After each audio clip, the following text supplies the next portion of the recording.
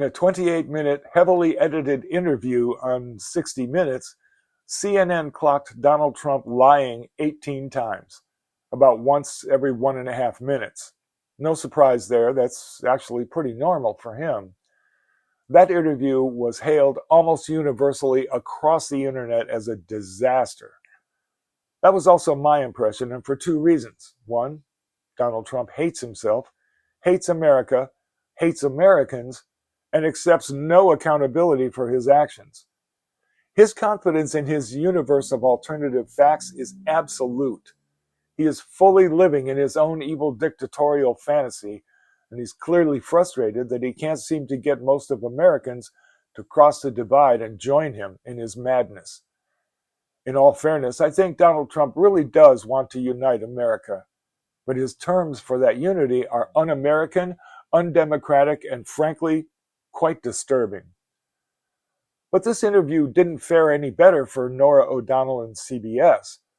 While O'Donnell did push back a little bit on a couple of his more obvious falsehoods, this interview was overall a fluff piece that normalized a crotchety old man who has clearly lost his mind.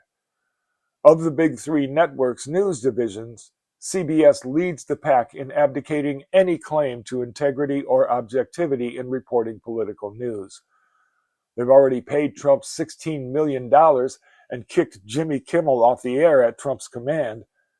And that leads me to what I really want to talk about today. The dissemination of news and information in America has changed. Gone are the days when people like Edward R. Murrow, Walter Cronkite, Bill Moyers, or Dan Rather delivered news and information that would be useful to a well-informed electorate. Granted, those men were fairly liberal, but then the majority of Americans have always leaned a bit liberal. Most of us are various strains of Christians, after all.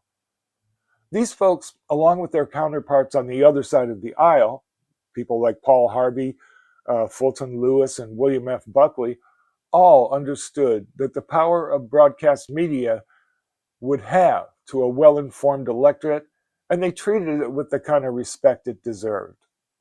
Of course, all that seems laughable today. The big three news outlets are losing viewers by the gallon, and it doesn't take a brain surgeon to figure out why. It's where those viewers are going instead that is changing how news and information is disseminated today. They are going to platforms on the internet like Substack, TikTok, Twitter, YouTube, and Instagram. They are going to news and opinion networks like TYT, Midas Touch, Huffington, Breitbart, and Fox. Because news without commentary and analysis is no longer sufficient. We're speaking a relatively new political language now. We are choosing our own facts and the networks that provide our favored brands of news and information. These new networks are largely funded by their viewers and small growing businesses rather than multinational corporations like the big three. They have the freedom and the courage to tell the truth. All of that leaves the broadcast networks at the mercy of big corporations and the madness going on at the White House right now to be tinkering with their overall coverage of big corporations and politics. They need two things to stay alive. They need lots of money to run their businesses because they have set a bar that costs a fortune to maintain, and they need access to the people who make the news. There are a lot of people in government that they have to be nice to in exchange for that access. All three networks have already begun capitulating with this new normal, which sadly is nowhere near anything that an informed electorate might need to know. Republicans have been calling the big three networks the lamestream media since the days of the Tea Party. Remember them? Boy, those were the days. What that means is that the White House and their corporate partners can heavily influence the news that is being piped into every home in America. And that's exactly what they're doing. That's why this regime has been so successful in their drive to flood the zone with misinformation and blatant lies. They're getting a lot of help. All of that flooding is designed to make it look like Democrats and progressives are in the minority, and that anyone who isn't a Republican right now is therefore a radically deranged lunatic. I've fallen to that fear several times this past year. There were a bunch of times when it looked like there was little cause to hope that our republic was strong enough to survive Donald Trump and the Heritage Foundation. But then, 7 million people peacefully hit the streets in every state of the Union and a few foreign countries to boot. And then several judges, some of whom Trump himself appointed, began to realize just how dangerous to a democratic republic he really is and made some sane rulings.